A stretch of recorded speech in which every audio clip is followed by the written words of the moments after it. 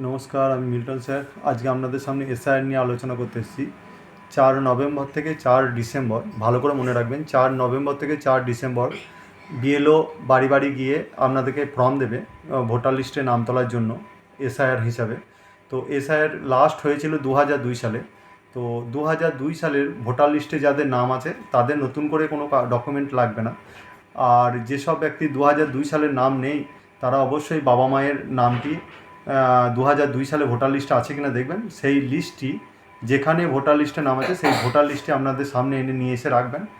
নিয়ে এসে বাবা মায়ের ভোটার লিস্ট আর ভোটার লিস্টের নাম আর আপনাদের হাতে যে বাবা মায়ের ভোটার কার্ডের জেরক্সটা আছে তার সঙ্গে নাম এবং ভোটার লিস্টের থাকা নাম্বারটা ভোটার কার্ডের নাম্বারটা মিলিয়ে নেবেন।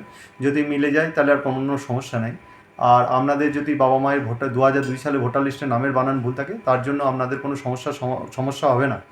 এবার আপনারা অবশ্যই মনে রাখবেন, আপনাদের হাতে সময় আছে মাত্র 30 দিন। 30 দিনের মধ্যে আপনাদের সমস্ত ডকুমেন্ট মানে ভোটার লিস্টে নাম তোলার ব্যবস্থা করতে হবে। 4 ডিসেম্বর আপনাদের ভোটার লিস্টে নাম তোলার লাস্ট ডেট। আর 9 তারিখে নতুন খসড়া তালিকা ভোটার লিস্টে খসড়া তালিকা তৈরি হবে, সেখানে আপনাদের নামটা চেক করে নেবেন।